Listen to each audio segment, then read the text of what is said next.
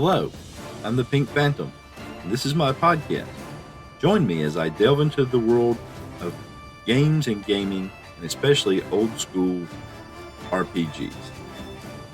Together, let's voyage into the astral realm and check out my phantom thoughts. In this episode, I have calls from Joe of the Hindsightless podcast, Jason of the Nerds RPG Variety Cast, and Daniel of the Bandits Keep podcast and YouTube channel and blog. I also have a battle report from the Tales of the Dragon Slayers world, Nomads versus Bandits. But first, I want to spend a few minutes talking about Halberds and Helmets. What is Halberds and Helmets? Well, I first got to know it as a podcast by a gentleman named Alex Schoeder. In fact, it appears in my podcaster feed as Alex Schoeder, Halberds and Helmets, and where he talked about various topics relating to old school RPGs. The latest one, which came out, he's been doing kind of a series, monsters, and then something. He did elephants for one. This time he does elves. And he talks about elves as what would immortal creatures actually be like. And it's a pretty interesting discussion. He podcasts infrequently. It's just here and there. They're very short. It's very interesting. He's got an interesting back catalog. Halberds and Helmets is also his blog / wiki. Yes, his blog is a wiki with it. Other people apparently can edit. I haven't tried to edit. I've actually tried to edit any wiki. I haven't tried to edit his wiki, but he does give a warning kind of on one of the pages. It says, beware what you read. Somebody may have changed something and I haven't had an opportunity to fix it if it's wrong. But I found that an interesting concept, and he blogs on a lot of topics, but he also talks about against RPGs because Halberds and Helmets is also his RPG, his old school RPG, his take on old school RPGs. So it's a very interesting podcast. It's a very interesting blog. He's a very interesting person, and there will be links in the show notes to his general blog, and also specifically to the section of his blog that directs you to his podcast. But the address, if you just want to hear it, is Alex Schoeder. That's SCHROEDER.ch. AlexSchoeder.ch. So you can check that out. So that being said, let's get to the calls, and all these guys' podcasts will also be linked in the show notes. We just talk about practice. We sitting here, I'm supposed to be the franchise player, and we in here talking about practice. I mean, listen, we talking about practice. Not a game. We talking about practice. That was NBA all-world player Allen Iverson, and I thought that quote was fairly germane to what we're talking about. What's up, Phantom? Awesome episode. Second off, after Iverson, I want to say that I really liked your update and story about Tales of the Dragon Slayers. I think that's what it's called. It's great. It's super fun. It's interesting. I hope you keep it up, man. It's fantastic. But yeah, so let's get back to the idea of training and adventuring. What I was trying to say is that I think the act of going out every day, using your swords, adventuring, camping, what you do when you're after you camp, maybe you do some sparring with your comrades while you're out there, killing time after you camp before everyone beds down. I just think that would have more of an effect of getting somebody better at their task than setting aside 2 weeks of just doing, right? Like the NBA play, to stick with the professional sports analogy, practice is important, but it's the everyday practice. It's not you get better during the season more so than you get better during the off season when you're not fully engaged in your activity. So that's sort of what I mean. You know, the off season for professional sports is like the whole idea of training, and I don't think the players level up during the off season as much as they do during the regular season because it's that everyday repetitive. You're practicing your craft, you're working on your craft every single day while you're out there living your craft. Yeah, I don't know, man. I think we're kind of talking about the same thing, really. But yeah, so there's that. And then as far as the XP for gold and milestones and everything, I already made a call in to Taylor about that. But one thing I forgot to mention in Taylor's response to you, where Taylor's going through and talking about all the different things you could do with using gold for XP, he neglected to mention that all of those require getting gold for XP. You're not going to level up if you're not doing if you decline payment, right? If you're playing a character who isn't interested in getting gold at all, you're not going to level up at all if you're just using XP for gold. But then that goes back to the whole thing where, you know, the XP reward system is set up to facilitate and encourage a certain style of play. But yeah, so I mean, you're not wrong when you say anytime you just have one source of XP, it's limiting, right? It's a little railroady because this is how you get XP. You have to get gold or hit certain milestones or kill these monsters. Anyway, man, awesome episode again. Take it easy. Peace out. Iverson, that's one of the all-time great press conference quotes, right? That's one of the ones that if people heard it, people saw it, people heard it, they remember it. It's just something you remember forever.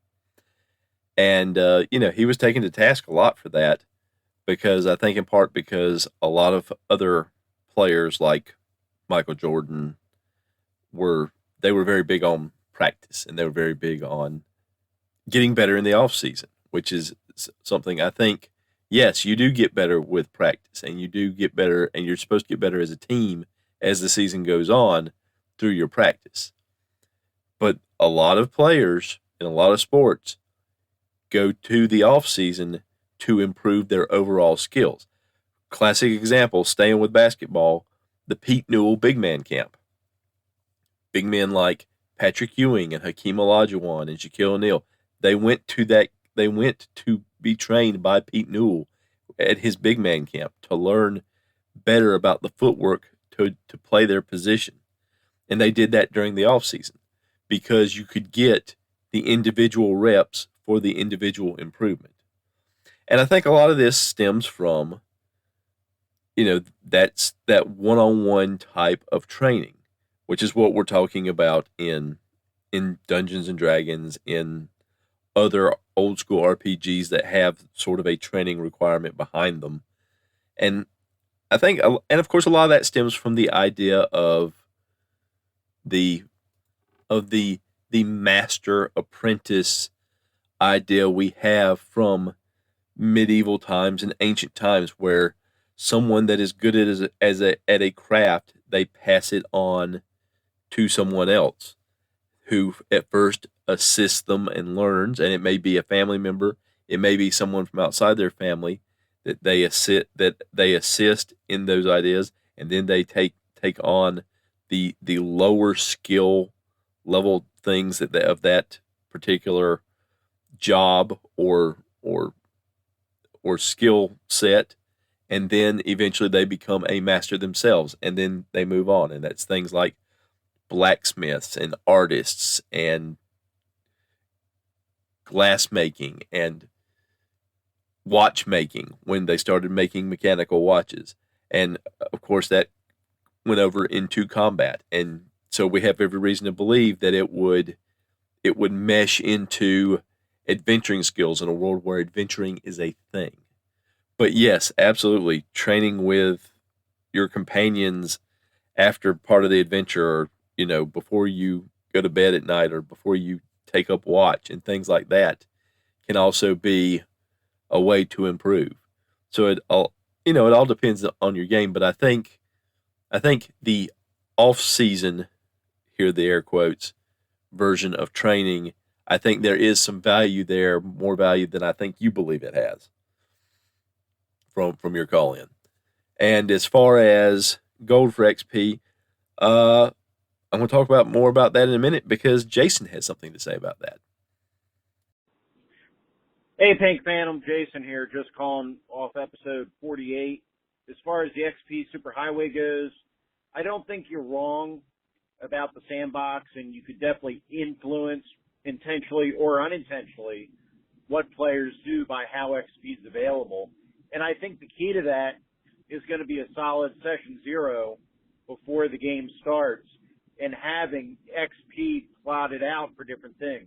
So if there's XP available for exploration, an XP for monster killing, an XP for recovering gold, an XP for doing career goals, creating new spells, things like that, then if you have XP available for a wide enough variety of things, I don't think you're going to hinder that sandbox play because they'll be able to do that. But if you, and maybe, so that's where something like Burning Wheel comes more in, where you got the character goals and you're getting, and you kind of take those characters' goals and motivations into that leveling up. So, yeah, I don't know. It's an interesting question. I do think if you stick to just buy the book AD&D, I don't think it totally limits sandbox play, but it definitely encourages some activities over other activities. Great show. Keep up the great work. Talk to you soon. And really the mindset I was approaching, the thing that really got the question churning in my mind when I called into Taylor's podcast, The Whispering GM, the first time, was the idea of how does this affect sandbox play? Because the basic concept of sandbox play, anytime you hear it described and this is a very old school way of doing things, or at least the podcasts and the blogs that I've read and listened to, is the idea that it gives the idea of the sandbox is that the players are driving the direction the campaign goes.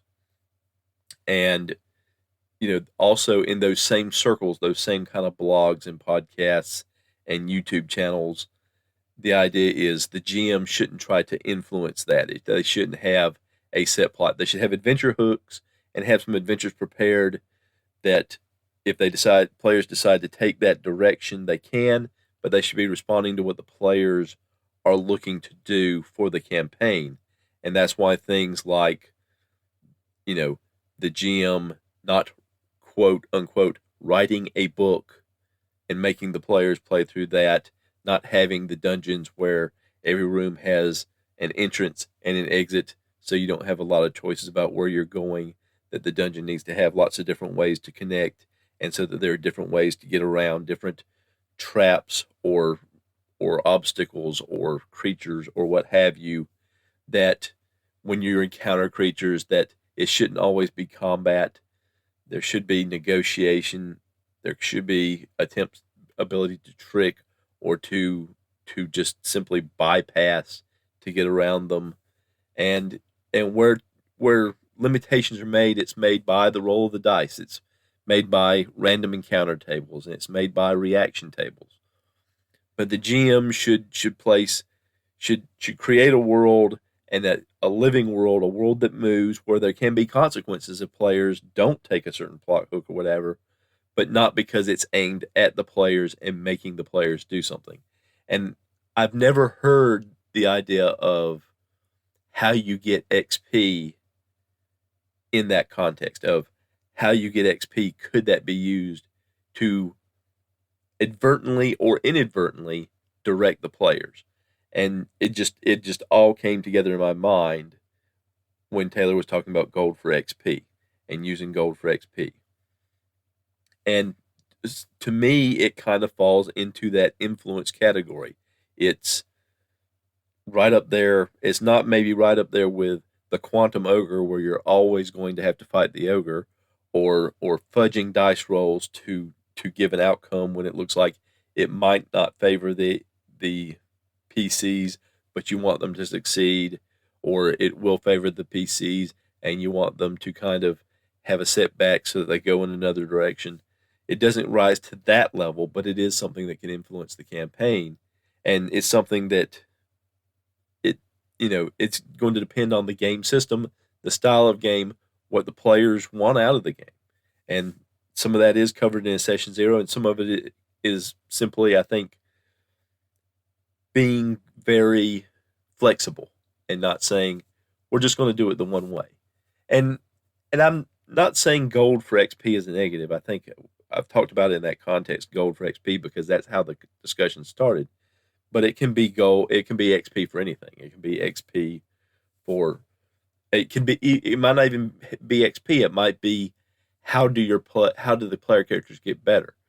Do they get better by exercising their skills?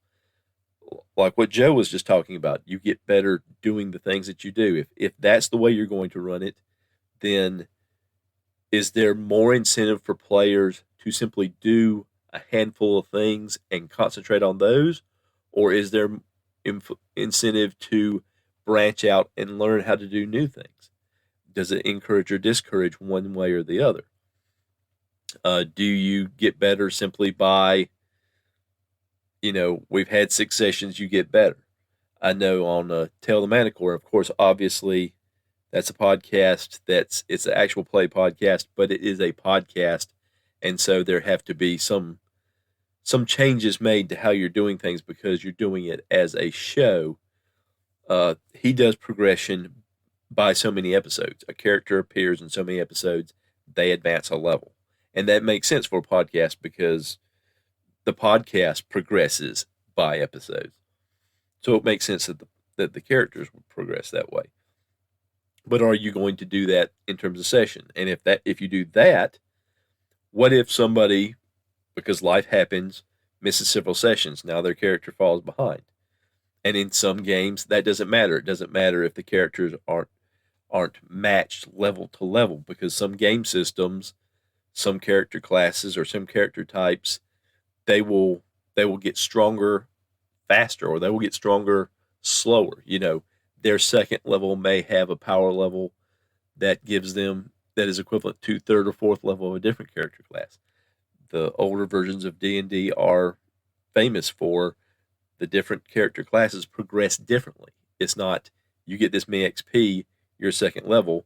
If you get that many XP, your second level is a thief, but you may not be second level as a magic user. So, a lot goes into it, and I think I'm starting to talk in circles at this point. But I do think it's interesting to discuss, because I've never really heard it discussed other than gold for XP is the best way for an old school sandbox campaign.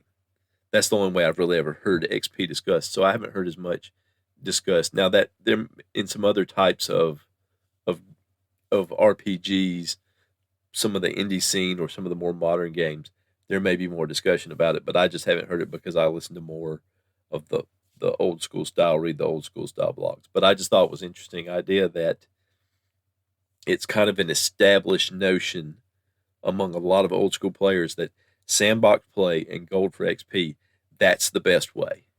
And it minimizes DM influence. And I'm not sure it does. I'm not sure it does. But thank you both for the comments and for calling in. And we've got one more call from Daniel that's going to cover pretty much everything we covered up to now and a little more. So I'm going to let Daniel have it. Hey, Pink Fandom. Daniel from Bandits Keep calling in about the last episode. Well, not the last episode, your latest episode. Hopefully it's not your last episode. Lots of great stuff there. To Joe's call, I think I agree with you 100%. I think this is in all fields. I mean, obviously the professional athletes is a great example, but military, right? They do maneuvers and train so that they get better and learn new things when they go out in the field. You don't ever stop learning and training. Teachers go back to school to get different degrees. I'm a photographer, right? I don't just do my job. I do side projects and practice things and learn new techniques when I'm not working for exactly the reason you said. You don't want to be trying something for the first time with a client who's paying you, right? So yeah, I totally get that. That being said, I mean, it really depends on if you want to mechanize it or not. It just comes down to your system and your style of play, right? I do think that some people don't love the training when they run.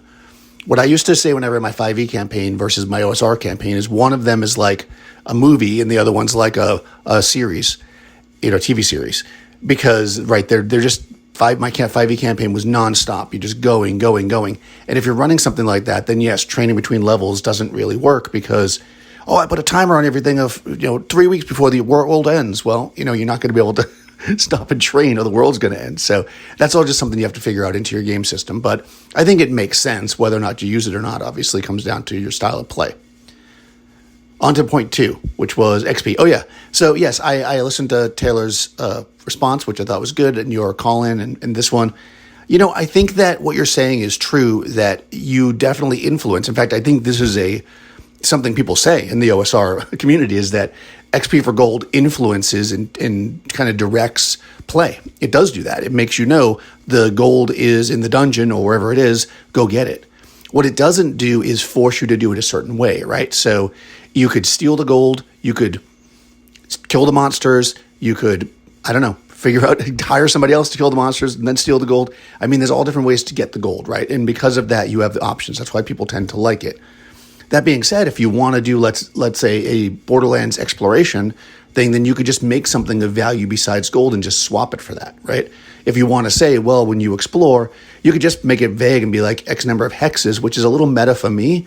What you might do instead is say every time you camp, there's a chance you're going to find this mineral that grows on the surface or flowers that you can collect or herbs or whatever. And you could make those things valuable. And again, that could be your XP for plants, however you want to do it, ultimately the gold value of them. So I think that's easy enough to do.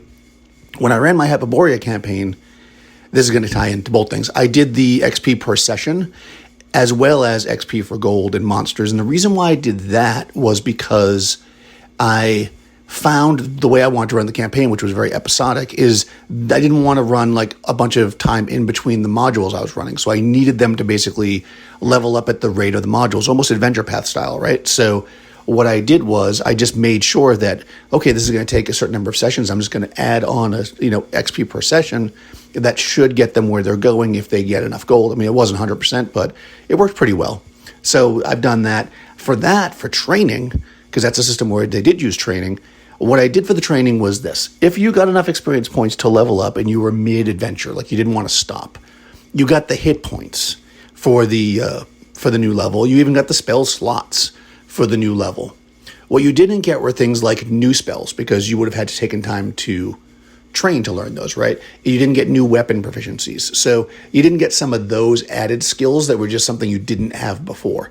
Things that you already had that made sense that would go up, like your fighting ability, just went up. Which made it a little better for the fighting classes, honestly, because they basically got mostly everything on a level up, where the spellcasters did not. So, yeah. So wrapping up this long message, as to your podcast and the actual play, I really love the format. I love that you're doing the moving of the gold and all that stuff as a story. It's one of the things, when I jumped into my actual play, I'm really treating it more like a board game, and I'm not doing that. And I find the commenters and just discussing with people, they're asking the questions that you're basically answering. Like, what happens to the gold when they get back there? What's it like back at the town? What's going on here? And I'm not really covering that in my podcast. So I think that you doing that is just something that people will be interested in because, as I said, they ask me that all the time in my world. So I'm really enjoying it. I want to see where this goes. I think I missed an episode so I didn't get I'm gonna have to go back and listen to it because I didn't know if I got the one. I heard the nomads, I heard the brigands. I didn't realize they had conflict, or maybe you're saying that hasn't happened yet. I'll go back and look. In any case, I love the intrigue. I love the moving of the treasure. I like how you're doing it. And honestly, if you probably rolled all that out and took time, then you'd be doing an additional 30 to 40 minutes on your podcast to tell the same story. And I don't know that would have been any more interesting. So, yeah, I like how you're doing it. In summary, I can't wait to hear about the mass combat and how you ran that in AD&D and how you figured out your numbers and such. And I'll talk to you soon. Well, thank you, Daniel, for the kind words. No, you didn't miss an episode. The battle report is next. It's the very next thing after your call. It's always interesting to hear you describe how you are dealing with things like handing out XP, making sure characters are progressing, and things of that nature in a campaign, because I always find that interesting about your YouTube videos and your podcast, because it's always interesting to hear how that's done by folks, and to see the different ways that you can adjudicate that to make sure that the players are in a place where they can feel good about what they're doing, because that's at the end of the day, that's what it's about, whether you're about progressing through a series of modules, or exploring a world, or you know performing a heist, or going after rare items for the local magic user, or to find a cure for a disease that's debilitating the kingdom. However, whatever it is that their goals are, and are they progressing? Do they feel like they're accomplishing something? Because if you don't feel like you're accomplishing something, then you're not going to be having fun, and it's going to make it more likely that the campaign and the sessions are going to come to an end, because people just are like, I don't know what I'm doing even.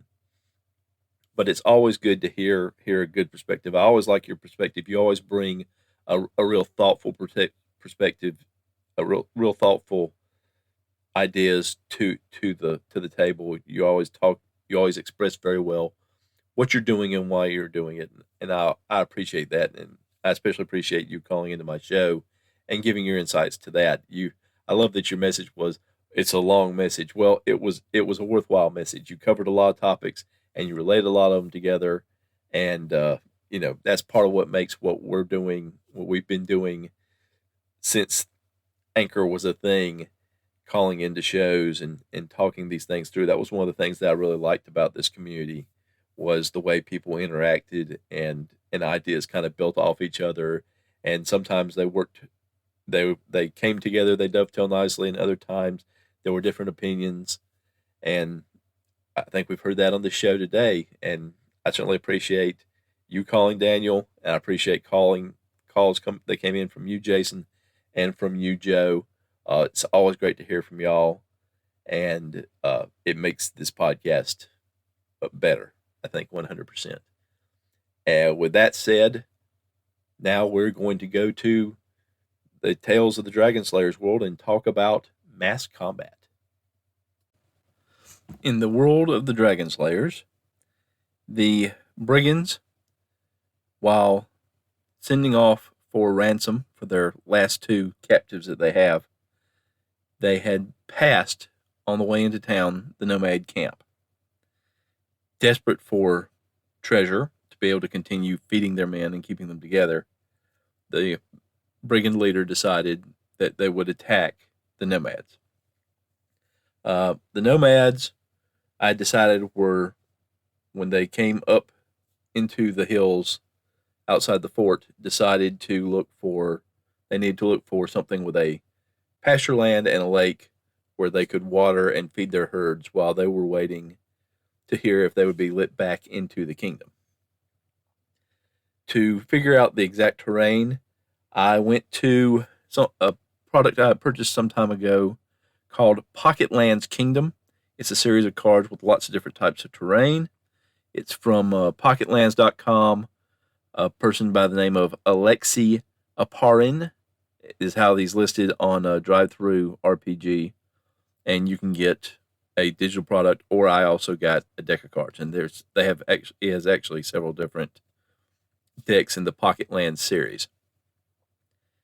And so I found an appropriate card with some pasture land around a lake area. This particular card, if you happen to have a copy of it, is card number 3.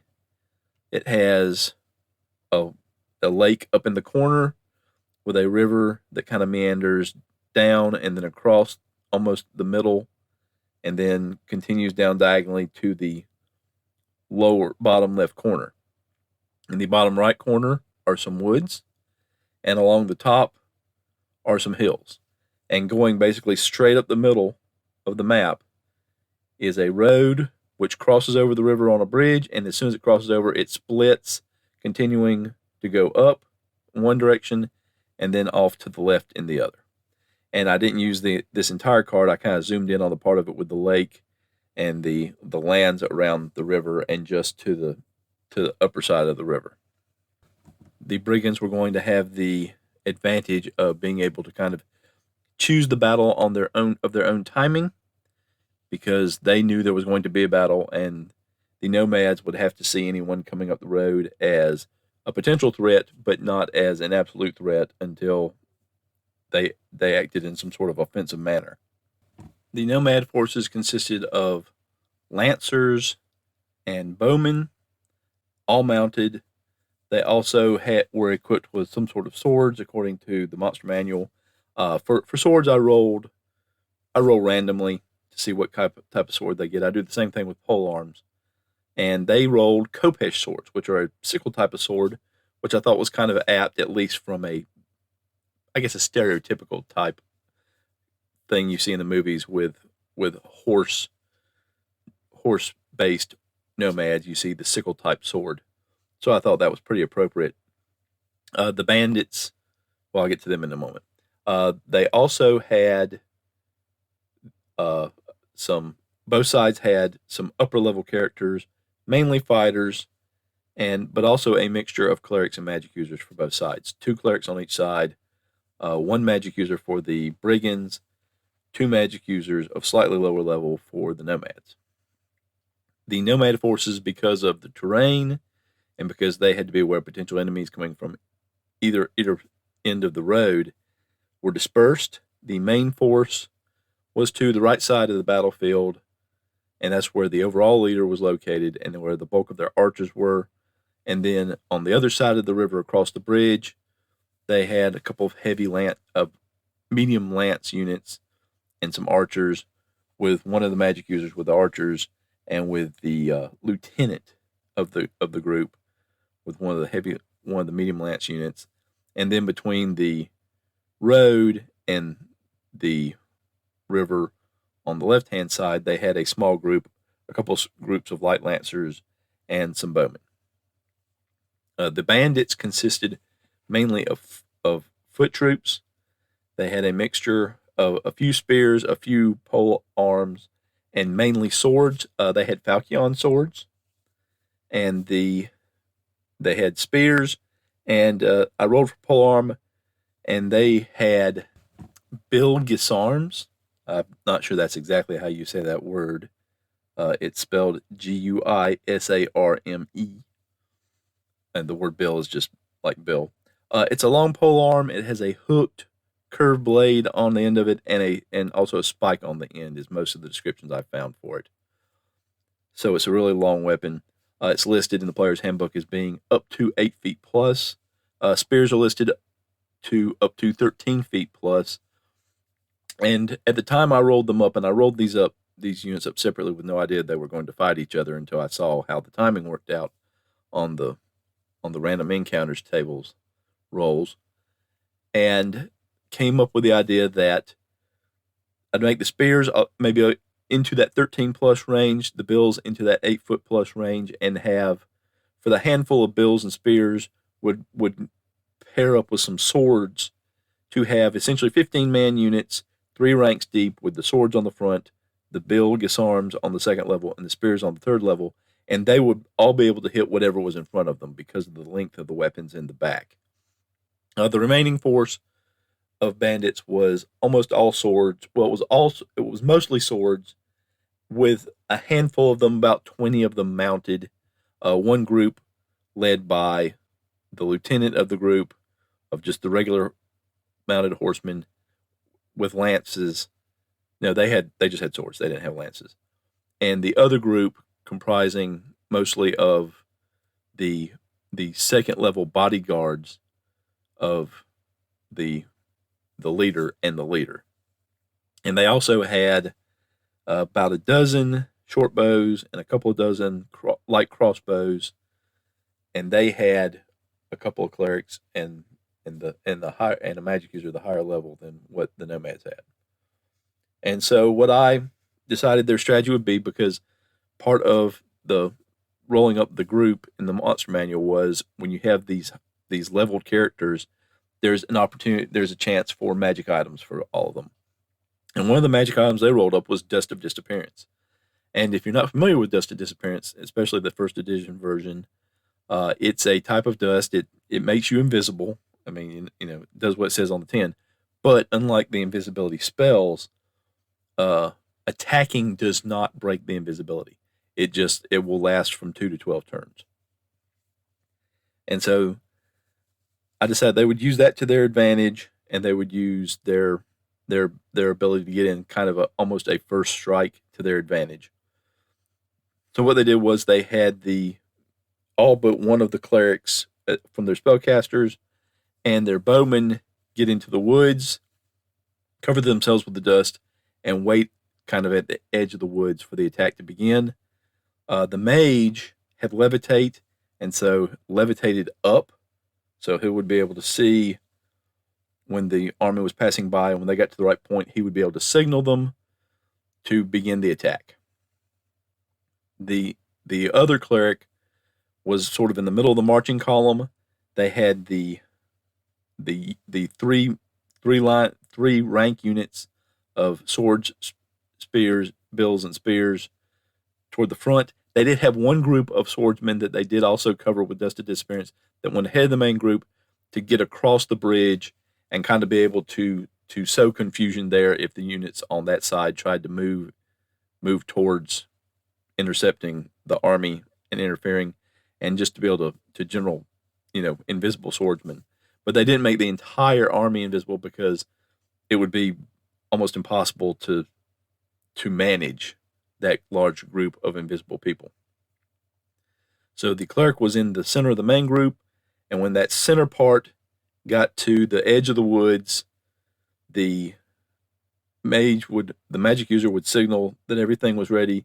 The cleric cast Bless, which was going to affect everyone except for the swordsman on the other side of the river. For I believe it was five rounds, so that lasts, to give them that extra +1 to hit. And then they moved in to attack. There was no surprise for either side because the nomads, of course, were wary of anyone traveling up and down the road, and the brigands knew that they were going to start a battle. But the brigands did win the initial. They won the initial initiative. That's hard to get out. They won the first initiative. They had the initial charge, and the volley of arrows inflicted a lot of casualties early on the nomads. All the units essentially attacked. One of the stacked units of swords, bills, and spears moved to block the bridge to keep the other units from moving across. And one of those units moved to the left-hand side, and then also some swordsmen and some horsemen moved to that side, and everyone else moved towards the right where the main force of the nomads was. So the initial charge, and you get bonuses for charging, plus the volley of arrows inflicted a great deal of casualties on the nomads. In particular, the bowmen stationed beside the road suffered from the brigands. The lieutenant leading the horsemen ended up attacking horse archers that weren't very well equipped to deal with them. And a nomad group of lancers charged onto the bridge, but they were stopped by the waiting stacked unit at the other end. The nomad archers proved surprisingly effective against the brigand bow users, despite both cover and invisibility. I did roll to see what kind of cover they would get. They got some reasonable cover. They got an extra bonus of 2 to their armor class, and then a bonus of minus 4 to anyone attacking against them because they were invisible. But when you're throwing a lot of dice around, you eventually get some hits. The lancers lashed out at the brigands coming off the road between the river and the woods. The brigand mage lashed out with a lightning bolt in the second round, destroying several units outright and killing all of the archers in the nomad chief's unit and injuring him. The leader of the nomad unit that had charged across the bridge had to withdraw after his unit was destroyed. But a second unit set to charge, and as they were doing so, the invisible swordsmen beside them were able to get a free attack in, but they were able to charge across the bridge and engage that stacked unit and inflict some damages there. The brigand leader joined the fray as more nomad units moved to engage the forces in the middle of the battlefield. The horse archers between the road and the river on the left-hand side would eventually break away from the horses, giving them some free shots, but moving south, hoping to lure them with them. The leader and the lieutenant of the brigands were not very bright. I rolled against the lieutenant's intelligence to see if he would follow them off the battlefield or stay on the battlefield. He chose to follow them, and every turn thereafter, I essentially treated him like he had an additional +2 to his intelligence, realizing that his medium horses were not going to catch those light horses. But it took several turns for him to realize that and turn around to come back to the battle.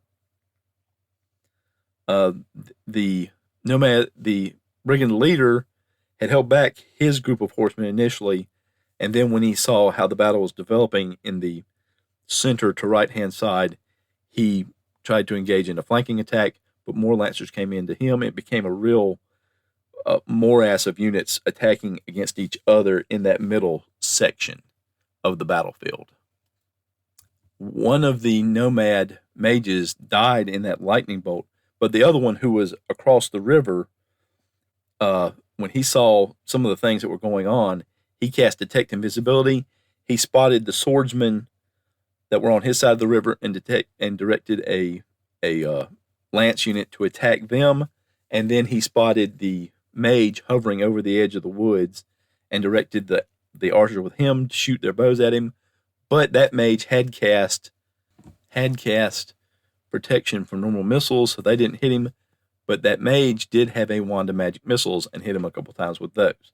But the next round, the invisible mage for the brigands would cast shield, which of course blocks all magic missiles, that at least as long as you're in front of them. Meanwhile, a group of lancers charged into the woods to try to engage with the invisible crossbowmen, and they had some success because it's a large group, and they just were able to find some targets in there. One of the brigands' clerics would move to the middle of the battlefield and begin using hold person spells. The clerics on both sides would start using hold person spells with some pretty good effects. Most of the leveled characters were able to kind of shake it off. There were a couple of the leveled characters that did get caught in the holds, and of course those troops would be dispatched by the other side immediately on the next turn because they were helpless. The duel of arrow volleys were considered back and forth between the horse archers and the invisible archers in the woods, at least the ones that weren't engaged on one end of their line. The brigands on the bridge were eventually surrounded and surrendered. They only had their leaders left at that point. And the invisible swordsmen were also eventually finished off by the lancers on that side. So the nomads were gradually able to begin filtering more reinforcements onto the battlefield, other than a couple to guard those prisoners. And those nomads joined the battle against the bandit leader and the stacked unit in the middle of the battlefield, as well as a couple of sword units that were on that side. The nomad leader was very effective against one of the sword units. He had some magic armor. Most of the high-level fighters had magic armor. A lot of the nomads had magic armor. A lot of the brigands had magic armor. The brigands rolled a lot more magic armor and weapons than the nomads did, but it didn't end up telling a big difference between the two. It made them hard to hit. The leveled characters, particularly those that were fighters and clerics, they were wearing at least plate mail or they were wearing some kind of magic armor, and they were very difficult for people to hit. Just as the lancers in the woods were getting the best of the crossbowmen, the one invisible cleric moved over and cast Animate Dead and raised some zombies to essentially get some of the crossbowmen back into the action. And so that had a powerful effect. Eventually, it was down to just the leader of that unit, and a lot of units on both sides were reduced to just their leaders eventually. The leader of those lancers eventually sensed he wasn't doing any good against the crossbowman leader and the cleric he was engaged with, and since he was mounted, he moved out of there to another part of the battlefield where he could be more effective. About this time, the leader of the nomads finished off the swordsman he was facing. Another unit of horsemen also got dispatched by the nomads, and they began moving toward the middle of the battlefield, where the leader of the bandits and his guards were doing quite well, while the stacked unit had kind of been reduced again to just its leaders. So the invisible units started kind of moving in that direction so that they could engage to try to turn that tide of battle. The the lancers that were guarding the prisoners saw this happening, so they dispatched the prisoners to also join the battle, and it became kind of a big cluster sort of in the middle of the battlefield, with a couple small fights off between the road and the river on the left-hand side of the battlefield. But the nomads gradually seemed to be gaining the upper hand. The nomad magic user, with his detect invisible going, was able to kind of spot the invisible units as they moved in and direct units to kind of intercept them or to get behind them. One of the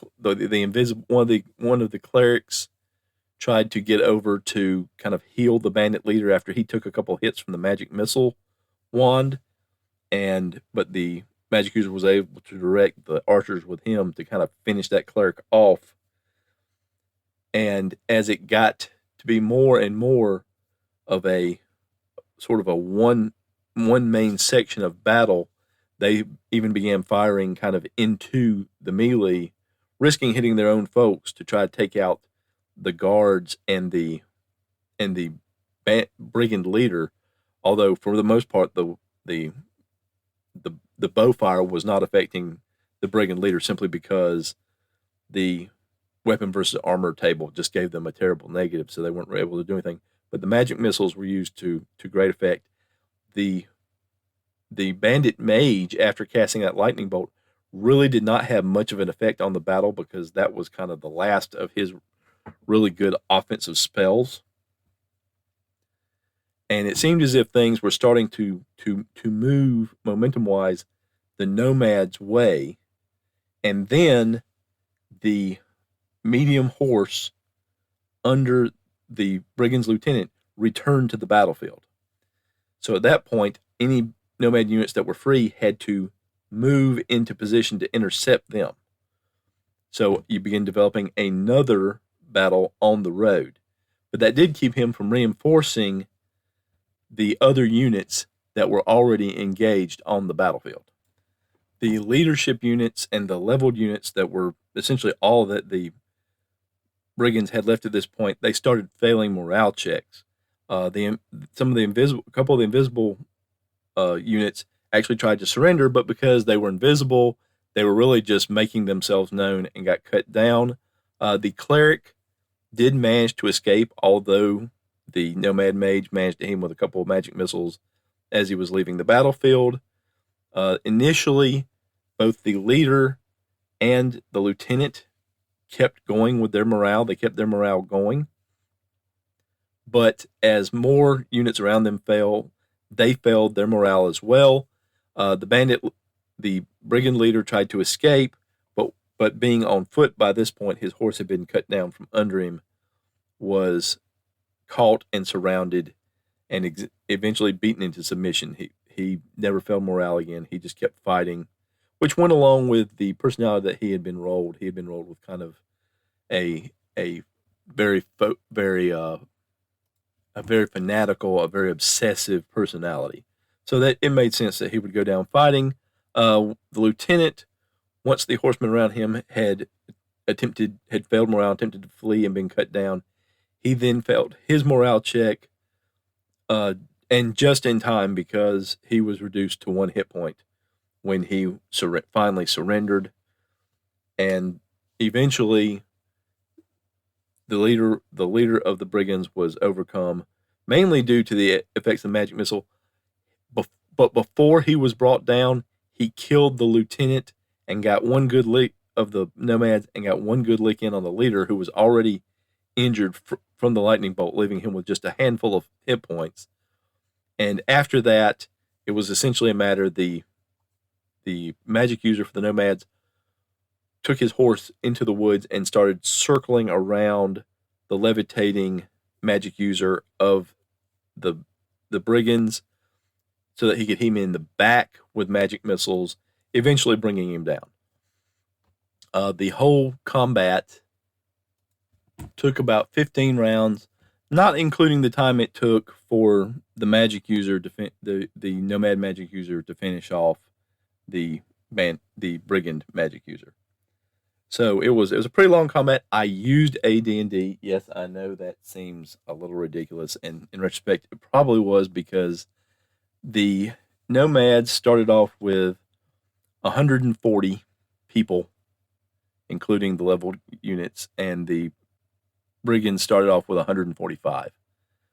I broke them up into units, each one with a leader, usually a fighter, and I used Excel to lay out some cards with showing their weapons, their armor, what they hit, the weapon versus armor for their particular weapons, things like if they had any special abilities, like spears being able to inflict damage if they're set to receive a charge, or lances inflicting double damage if they're used in a charge, things of that nature, and the different various spells that the different casters had, and some of the magic items. I did miss one of the magic items that the nomads had.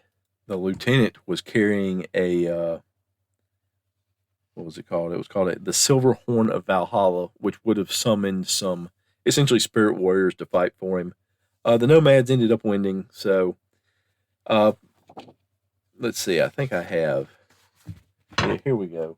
The brigands lost. Everybody died except for the one cleric. The 5th level cleric escaped. He had 9 out of 27 hit points remaining. Everyone else was killed.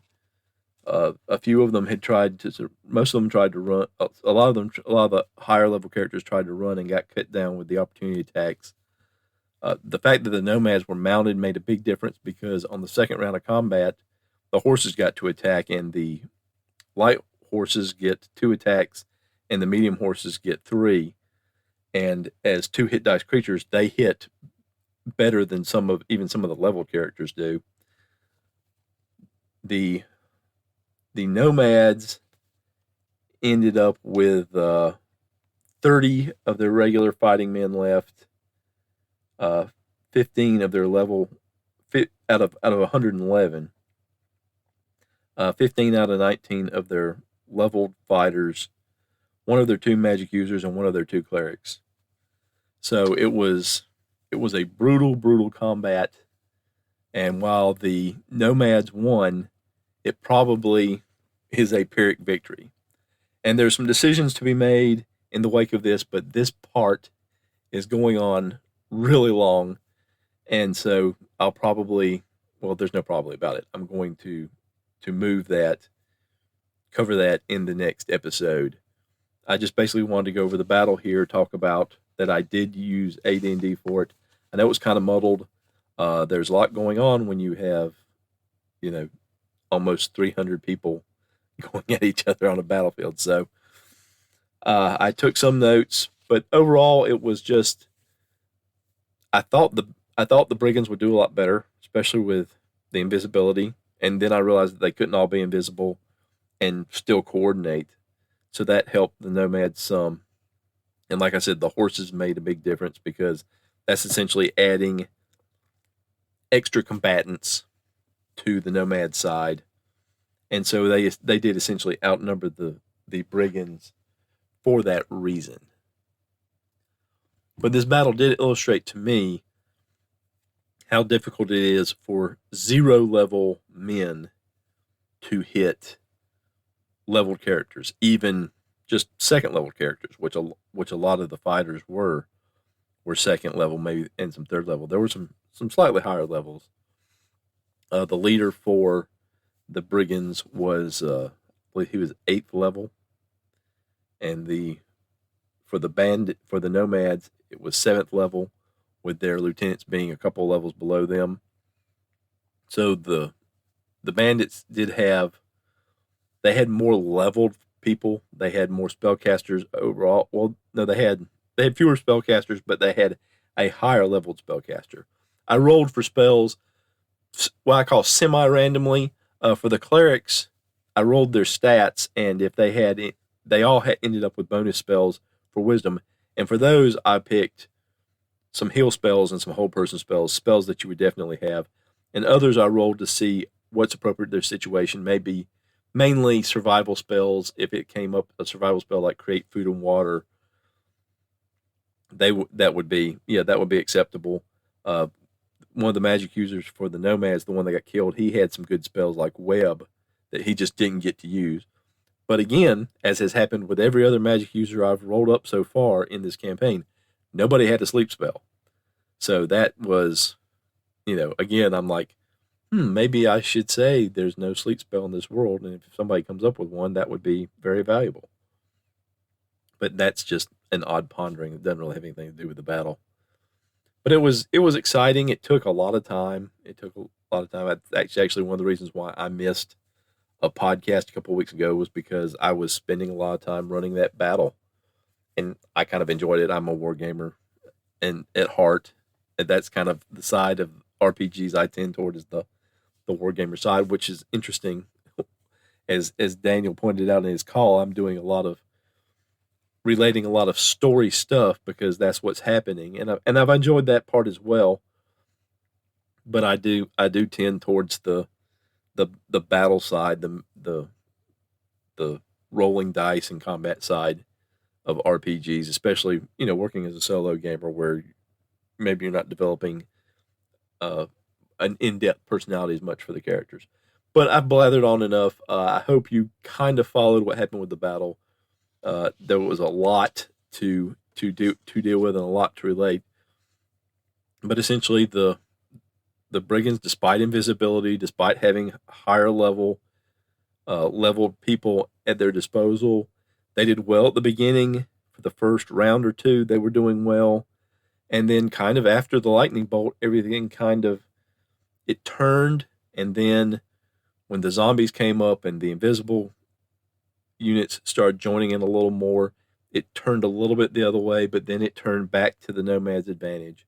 And I think it's just an advantage of numbers. It's something I've seen in another podcast where they're working at a domain level and they have men-at-arms traveling with them, where if you can roll a lot of 20s, you can get a lot of hits.